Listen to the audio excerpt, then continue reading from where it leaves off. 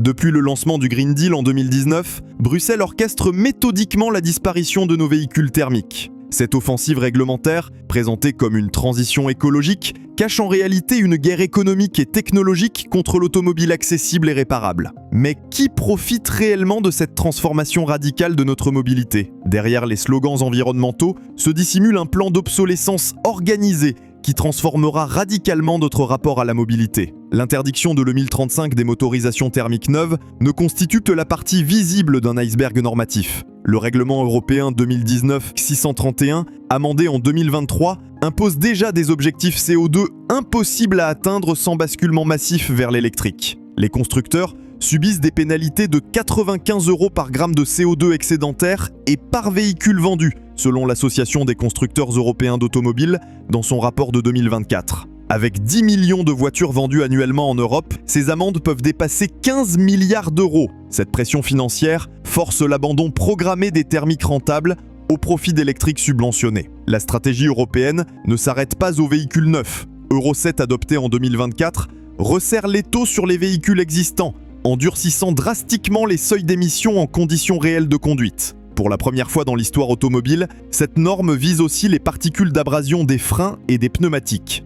Paradoxalement, les véhicules électriques 30% plus lourds que leurs équivalents thermiques produisent davantage de ces particules. Cette incohérence soulève une question dérangeante. L'objectif est-il vraiment environnemental ou purement industriel ? Cette contradiction révèle que l'agenda consiste à éliminer la concurrence des mécaniques simples et durables. Les diesels Euro 5 et 6, encore parfaitement fonctionnels, deviennent la cible prioritaire de cette offensive normative. L'AdBlue, imposée depuis Euro 6, génère des pannes coûteuses après 150 000 km. Les injecteurs SCR, les sondes NOx et les calculateurs de dosage représentent des factures de 2 000 à 4 000 €. Quand ces systèmes défaillent, les ateliers proposent souvent la casse plutôt que la réparation. Cette obsolescence programmée par la complexité technique accomplit exactement ce que Bruxelles espère, accélérer le renouvellement du parc automobile vers des modèles plus contrôlables et dépendants.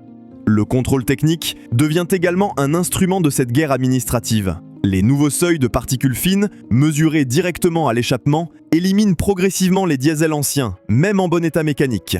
Un filtre à particules nettoyé artisanalement peut désormais provoquer une contre-visite, forçant le propriétaire vers un remplacement onéreux. Cette escalade technique transforme chaque contrôle en potentielle condamnation à mort pour les automobiles du quotidien. Les zones à faibles émissions, ou ZFE, constituent l'autre pilier de cette stratégie d'exclusion. Paris bannit déjà les critères 4 et 3, soit des millions de véhicules diesel antérieurs à 2011. Lyon, Strasbourg, Grenoble suivent le même calendrier. En 2025, les critères 3 seront interdites dans 15 métropoles françaises. Cette géographie de l'exclusion crée un marché automobile à deux vitesses.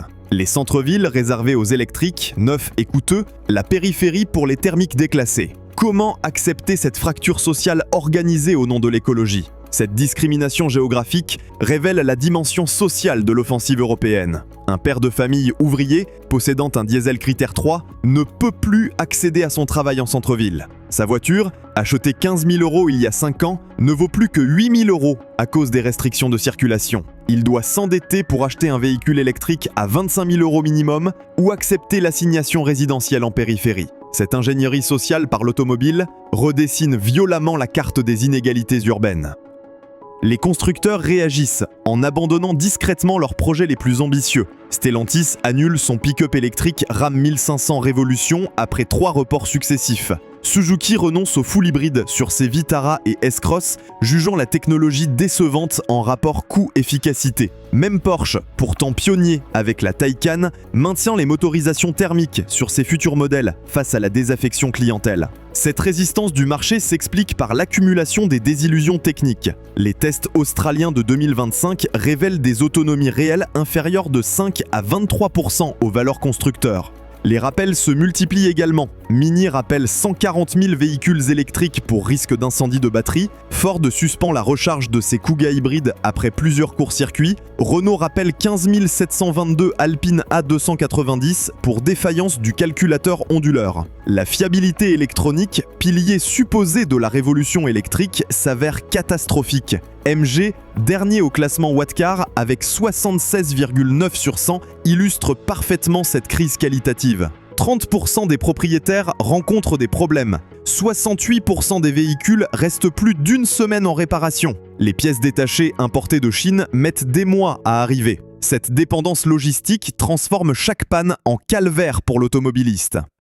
Cette cacophonie entre objectifs affichés et résultats concrets révèle la nature idéologique du basculement européen. Il ne s'agit plus de protéger l'environnement, mais d'imposer un modèle économique profitable aux fabricants de batteries asiatiques. BYD Katleg domine déjà 80% du marché mondial des accumulateurs au lithium-ion. L'Europe, privée de cette technologie clé, devient un simple assembleur de composants chinois. La faillite de Northvolt illustre tragiquement cet échec stratégique. L'entreprise suédoise, censée incarner l'indépendance européenne en batterie, s'effondre après avoir englouti 15 milliards de dollars d'investissements publics et privés. Ses 5000 salariés rejoignent les rangs du chômage industriel, pendant que les géants asiatiques consolident leur monopole technologique. Cette déroute annonce la vassalisation définitive de l'automobile européenne. Les consommateurs, eux, votent avec leur portefeuille. L'étude Deloitte de 2024 révèle que seulement 9% des Français envisagent un achat électrique. Les freins principaux restent le coût d'acquisition,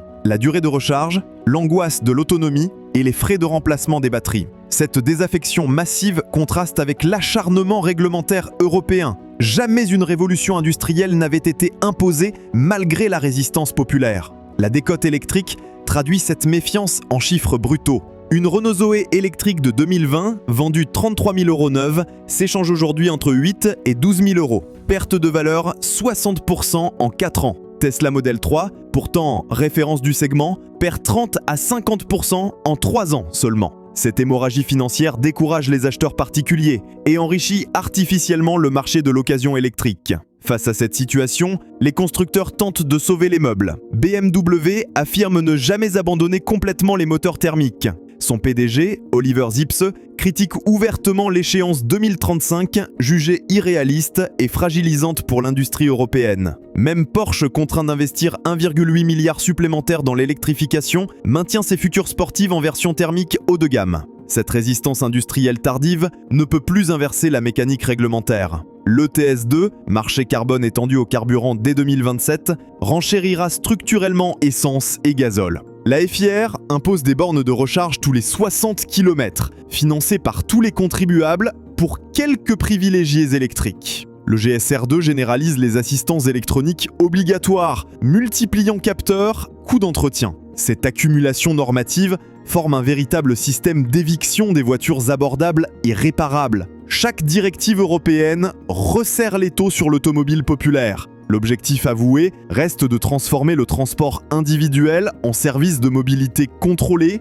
géolocalisé, dépendant d'infrastructures centralisées. La voiture personnelle, symbole de liberté depuis un siècle, devient progressivement un privilège de classe réservé aux élites urbaines. L'alternative existe pourtant. Les biocarburants de synthèse, e-fuels, permettraient de décarboner les thermiques existants sans révolution technologique. L'Allemagne a obtenu leur maintien théorique post-2035, mais dans un cadre si restrictif qu'ils resteront marginaux. Cette concession cosmétique masque l'abandon de dizaines de millions de véhicules fonctionnels au profit d'une électrification dogmatique. Les conséquences sociales de ce basculement apparaissent déjà. Les classes populaires privées d'accès au centre-ville par les ZFE subissent une relégation géographique organisée. Leurs véhicules, encore fiables mécaniquement, deviennent des parias de la circulation urbaine. Cette ségrégation automobile redessine violemment la cartographie des inégalités françaises. Simultanément, l'industrie de la réparation automobile s'effrite. Les garages indépendants,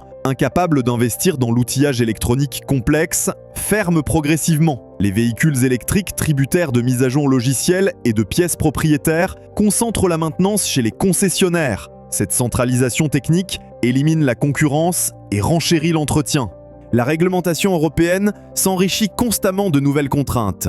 La directive ITS impose l'interopérabilité des systèmes de transport intelligents, standardisant les interfaces, véhicules, infrastructures. Les radars pédagogiques évoluent vers des systèmes de verbalisation automatique.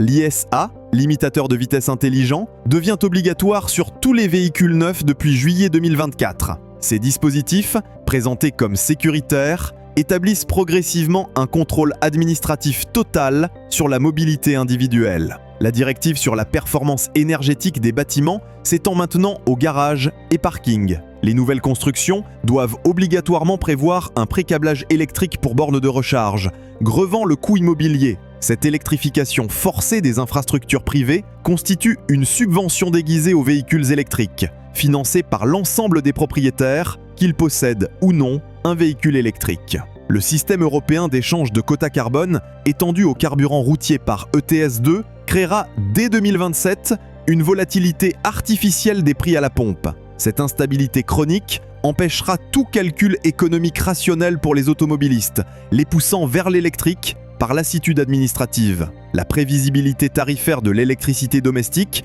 elle-même artificiellement maintenue par les tarifs réglementés, amplifiera ce biais orienté. Les constructeurs asiatiques, BYD en tête, profitent cyniquement de cette guerre européenne au thermique. Leurs usines chinoises, alimentées au charbon, produisent des véhicules électriques exportés en Europe sous couvert de vertus environnementales. Cette délocalisation massive de la pollution industrielle vers la Chine accomplit le contraire des objectifs climatiques affichés, tout en détruisant l'emploi industriel européen. Les formations professionnelles évoluent pour accompagner cette révolution technologique. Les CAP et BTS mécaniques intègrent désormais modules électroniques, diagnostics multiplex et habilitation haute tension. Cette complexification exclut progressivement les mécaniciens traditionnels, remplacés par des techniciens informatiques. Le savoir-faire artisanal, transmis de génération en génération dans les garages familiaux, devient obsolète face aux protocoles propriétaires des constructeurs. L'agenda caché de ce bouleversement apparaît dans les détails les plus techniques. Euro 7 introduit des seuils PN, particules nombre, si restrictifs que même un diesel correctement entretenu risque la contre-visite. Les analyseurs multimères obligatoires au contrôle technique coûtent plus de 50 000 € par station, répercutés sur les tarifs.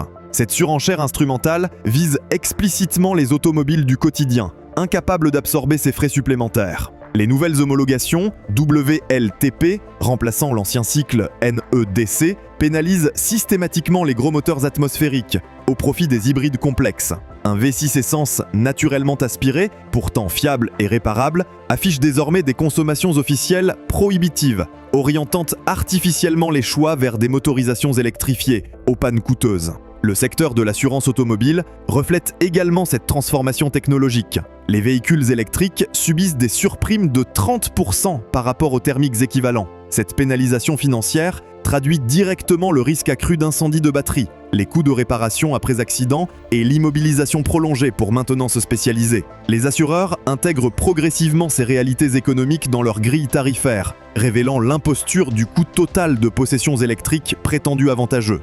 Les infrastructures électriques européennes révèlent également leur fragilité structurelle. Le réseau de distribution, conçu pour alimenter l'éclairage et l'électroménager, peine déjà à supporter la recharge massive simultanée. Les coupures préventives se multiplient durant les pics de consommation hivernaux. Cette saturation programmée nécessitera des investissements colossaux de renforcement, financés par l'ensemble des usagers pour quelques privilégiés électriques. Cette transformation s'accompagne d'une révolution des usages qui échappe largement au débat public. Les algorithmes embarqués dans les véhicules connectés analysent désormais en permanence les habitudes de conduite, optimisant les trajets selon des critères définis par les constructeurs et les pouvoirs publics. L'itinéraire suggéré par le GPS intègre progressivement des variables politiques, évitement des zones polluantes par les thermiques, orientation préférentielle vers les bornes de recharge pour les électriques, tarification dynamique des parkings selon l'empreinte carbone du véhicule. Cette intelligence artificielle de la mobilité transforme insidieusement la conduite en navigation assistée.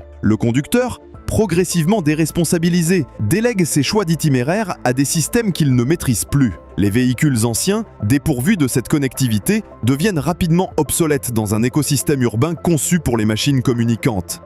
Tesla, Apple, Google imposent progressivement leurs standards d'interface et de connectivité, reléguant Renault, Peugeot ou Volkswagen au rang de simples assembleurs de châssis. Cette dépendance logicielle marque la fin de l'automobile comme expression d'un savoir-faire national distinct. Les marques européennes perdent leur âme technologique au profit d'un modèle unique de véhicule terminal décliné en différentes carrosseries mais animé par les mêmes algorithmes californiens ou chinois. La guerre européenne aux vieilles voitures révèle donc sa véritable nature, non pas une transition écologique, mais une révolution industrielle et sociétale qui redéfinira nos libertés fondamentales. Dans cette bataille pour l'avenir de la mobilité, chaque véhicule thermique maintenu en circulation constitue un bastion de résistance contre l'uniformisation technologique. l'enjeu dépasse largement l'automobile. C'est la préservation d'une société où l'individu conserve le contrôle de ses déplacements, loin des algorithmes et de la surveillance généralisée que promet l'électromobilité connectée.